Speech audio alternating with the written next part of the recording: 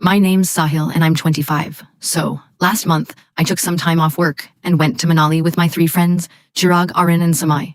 It wasn't just a random decision to take a break like that. A few months ago, Samai's younger brother died in a car accident while on a school trip. Since then, Samai, who used to be the life of every party and the one making everyone laugh, had become really quiet. To cheer him up and remind all of us of the good old days, we decided to head to Manali. Everything was going great. We reached Manali and visited a bunch of places. Then, on the 3rd, we were leaving the hotel with our car to go to the beautiful Rotang Pass. The hotel receptionist told us, "Sir, try to be back from Rotang before 6 p.m. When we asked why, he said Rotang means the Valley of Death, like a pile of bodies. He explained that even the locals close their doors and stay inside by 6 p.m. because it said that hundreds of years ago, anyone who came to Rotang Pass at night was found dead somewhere in the valley the next day. The authorities would blame it on cold or accidents. They used to tell the cause of death.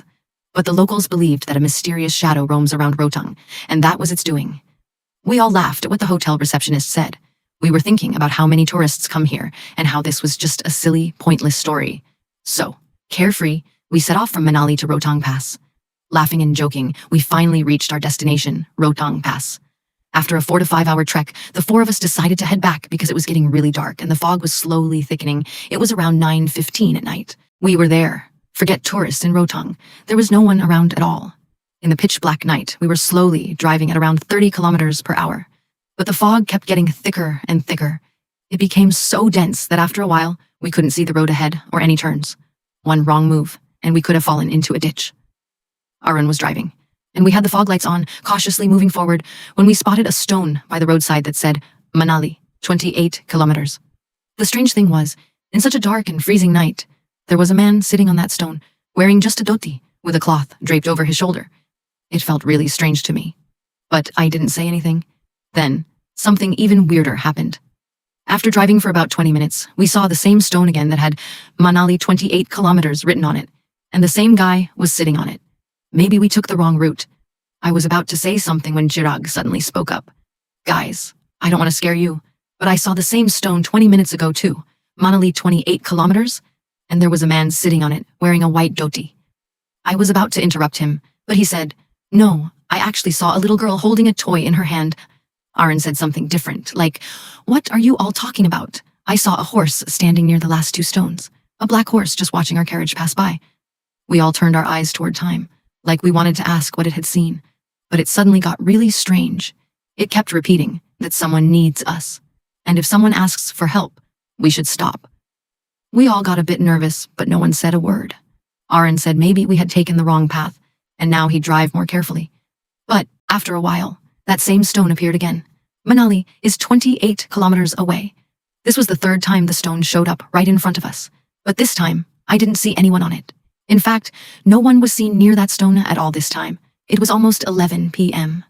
We were trapped in some sort of illusion that we couldn't get out of, and suddenly we remembered what the hotel receptionist had told us. Just then, while driving, Arun said, "Listen guys, don't look outside, but someone is walking alongside us. Just keep your eyes straight ahead." Hearing this, all of us got goosebumps. There were no cars around us, but there was a shadow, a 15-year-old boy, walking alongside our car, which was now moving steadily at 40 kilometers per hour. He wasn't running, just walking calmly. His clothes were covered in dirt, and his face had lots of cuts. We all got really scared seeing him. Then Samai said maybe he needs our help and rolled down his window, just staring at the boy. Arun tried hard to get central control to close the window, but he just couldn't. He was there. We all shouted to get Samai's attention and tried to bring him back to his senses, and just then the kids stopped behind us. When I looked in the car's rearview mirror, the boy was standing there, waving, and seeing him in the back window, Samai smiled and waved back. After that incident, we sped up the car, and finally, we saw a stone with Manali 16 kilometers written on it. We breathed a sigh of relief, and Arun dropped us off at the hotel just a few minutes before 2 o'clock. We all decided we'd talk about what happened the next morning. Everyone quietly fell asleep. But at 3:30 a.m., I woke up to the sound of someone singing. What I saw made my soul shiver. Samay was awake, looking at himself in the mirror like a little kid, singing a lullaby. "You're my moon, you're my tear, you're the star in my eyes, you're alive." I woke Arun and Chirag, and we all called out to Samay, but he seemed to ignore us.